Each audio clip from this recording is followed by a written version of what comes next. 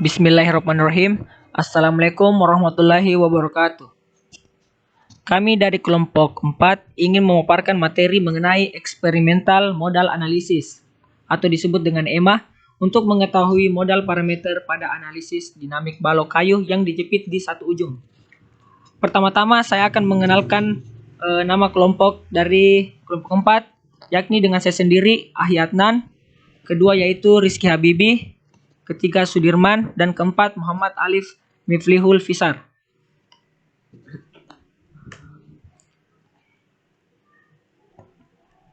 Ya.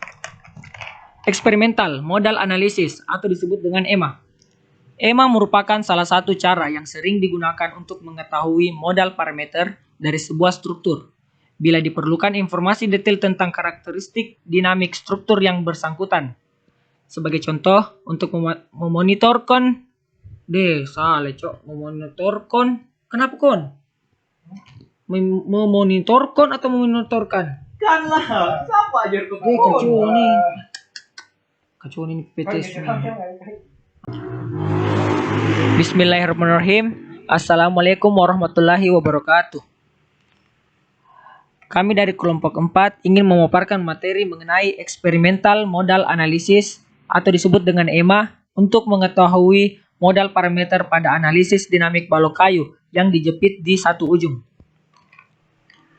Pertama-tama saya akan memperkenalkan nama kelompok dari kelompok 4. Yang pertama itu dengan saya sendiri, Ahyi Adnan. Kedua Rizky Habibi.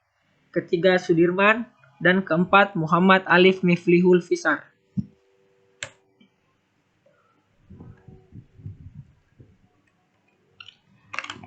Di slide pertama, eksperimental modal analisis atau disebut dengan EMA. EMA merupakan salah satu cara yang sering digunakan untuk mengetahui modal parameter dari sebuah struktur. Bila diperlukan informasi detail tentang karakteristik dinamik struktur yang bersangkutan. Sebagai contoh, untuk memonitor kondisi struktur jembatan terhadap berbagai jenis beban yang melewatinya. Untuk memonitor menara gedung bertingkat tinggi terhadap angin dan gempa. EMA merupakan cara yang efektif yang bisa dimanfaatkan dalam proses monitoring. Dalam penelitian ini, EMA dilakukan menggunakan sensor akselerometer untuk mengukur respon dari kayu terhadap gaya input yang berasal dari modal Hammer. Hasil dari pengujian ini berupa kurva frekuensi respon function maupun kurva respon struktur terhadap gaya input. EMA dengan menggunakan modal Hammer dipilih sebagai metode yang digunakan dalam penelitian ini karena metodenya sederhana namun memberikan hasil yang baik. Skema eksperimental modal analisis.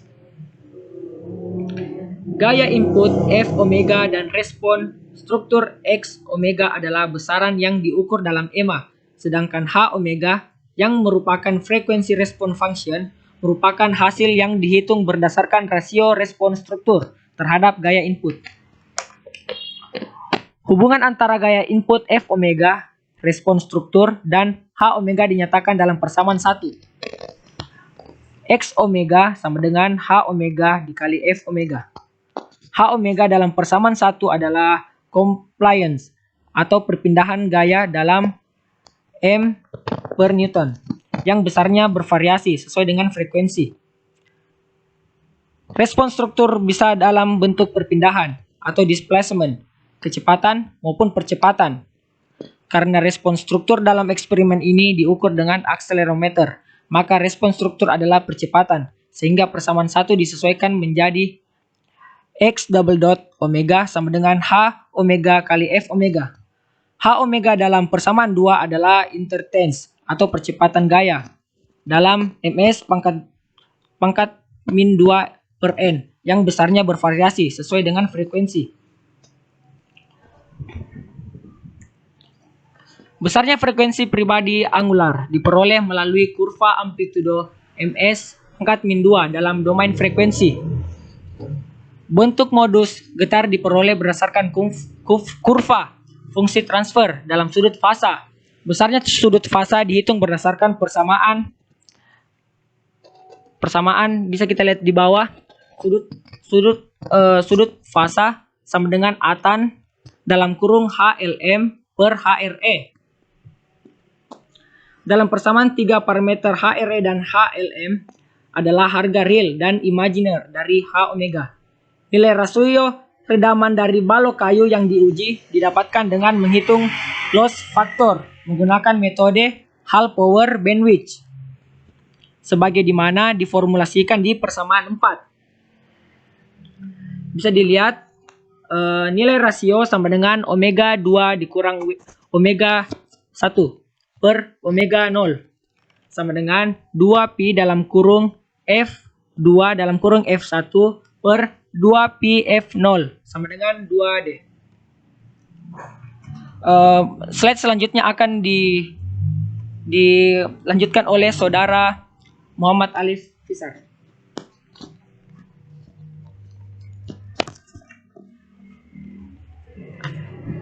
Baik, bismillahirrahmanirrahim. Assalamualaikum warahmatullahi wabarakatuh. Nama saya Muhammad Alif Miflihul Fisar. Akan melanjutkan pemaparan yang disampaikan dari saudara Ahyanan. Saya akan menyampaikan dari metode penelitian.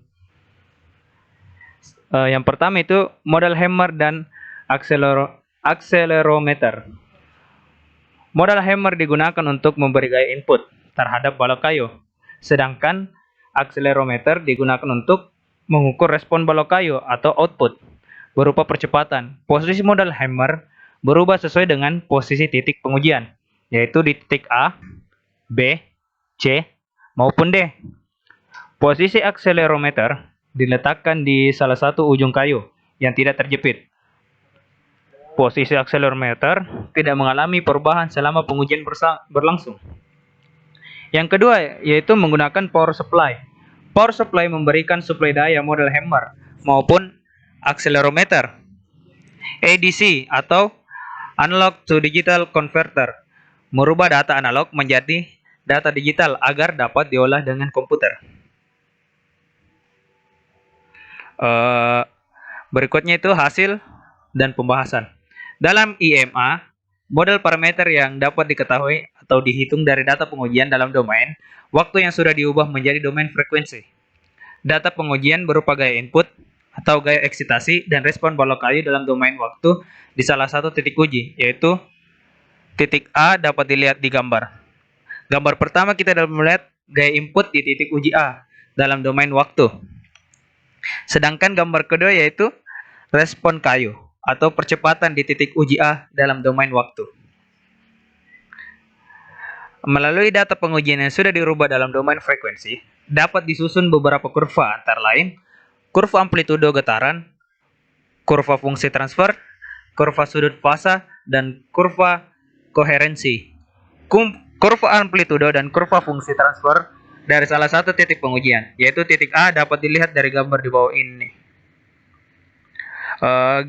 Yang pertama itu kurva amplitudo getaran titik uji A dalam domain frekuensi.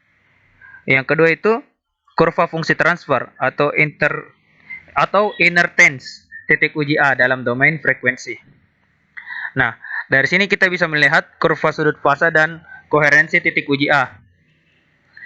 Yang dari gambar di atas kita dapat melihat kurva sudut fasa dan kurva koherensi. Nah, berikutnya akan dilanjutkan oleh saudara Rizky Habibi.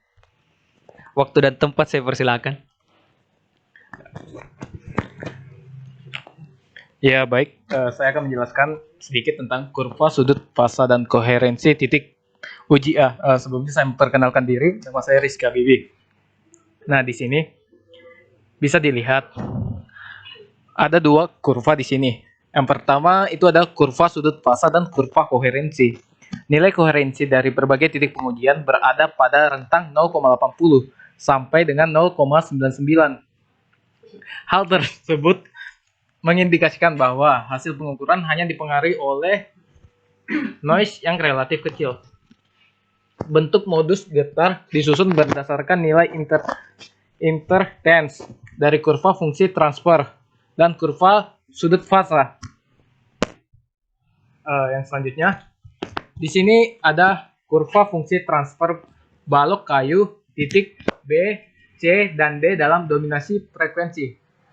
Terlihat di sini ada 3 grafik yang ada titik B, titik C, dan titik D.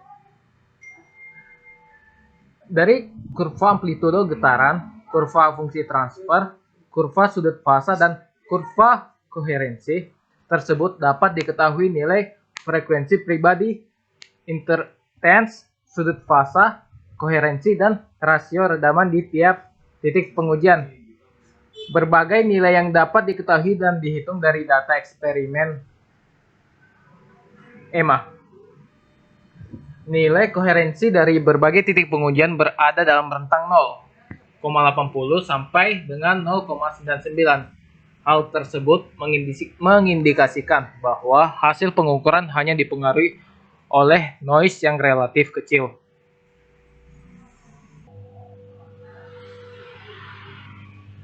Baiklah, saya akan melanjutkan materi dari Rizky Habibi. Selanjutnya itu materi saya tentang bentuk modus getar. Bentuk modus getar disusun berdasarkan nilai inersif dari kurva fungsi transfer dan kurva sudut. Hal ini bisa kita lihat pada gambar di sebelah kiri, yaitu di mana bentuk modus getar balut kayu, di mana terbagi atas 4 titik, yaitu titik A, titik B, titik C, titik D. Pada titik B dan C, di mana itu merupakan posisi tarik uji. Sedangkan pada gambar di sampingnya yang warna biru, dapat dilihat bagaimana struktur atau bentuk dari tiap-tiap modus. Di mana pada gambar A modus getar 1, gambar B modus getar 2, gambar C modus getar 3. Bentuk modus getar hasil simulasi pada gambar yang saya jelaskan tadi dilakukan dengan model analisis simulation menggunakan software analisis, di mana simulasi model analisis dilakukan sebagai data pembanding dengan eksperimen, sekaligus bermanfaat untuk memberikan gambaran secara cepat terhadap fenomena yang sedang diuji. Simulasi dan eksperimen mestinya memberikan hasil dan dengan tren yang sama.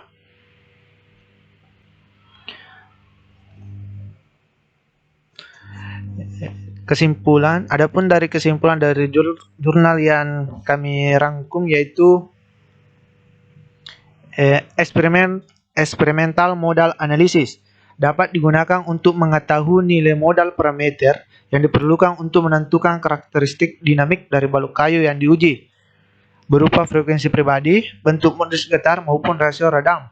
3 nilai frekuensi pribadi balok kayu hasil eksperimental modal analisis ada di sekitar 56 Hz, 334 Hz, dan 852 Hz. Simulasi yang dilakukan untuk memberikan data pembanding menghasilkan 3 frekuensi pribadi di kisaran 55,37 Hz, 339,71 Hz, dan 91,71 Hz. Persentase perbedaan nilai frekuensi pribadi hasil simulasi dan eksperimen untuk frekuensi pribadi pertama, kedua, dan ketiga sebesar 1,13%, 1,71%, dan 7,93%. 3 bentuk modus getar dari balok kayu yang diuji juga dapat diketahui dari eksperimen yang dilakukan. Ketiga bentuk modus getar hasil eksperimen juga sesuai dengan hasil simulasi. Eksperimen yang dilakukan melalui nilai koherensi antara 0,80 sampai 0,99 di keempat titik yang diuji, yaitu titik A, titik B, titik C, dan titik D. Hal ini mengidentifikasikan bahwa pengukuran dipengaruhi oleh noise yang relatif kecil. Baiklah, itulah presentasi dari kelompok saya, yaitu kelompok 4 tentang jurnal eksperimental modal analisis untuk mengetahui modal parameter pada analisis dinamik balok kayu yang dijepit di satu ujung. Terima kasih. Assalamualaikum warahmatullahi wabarakatuh.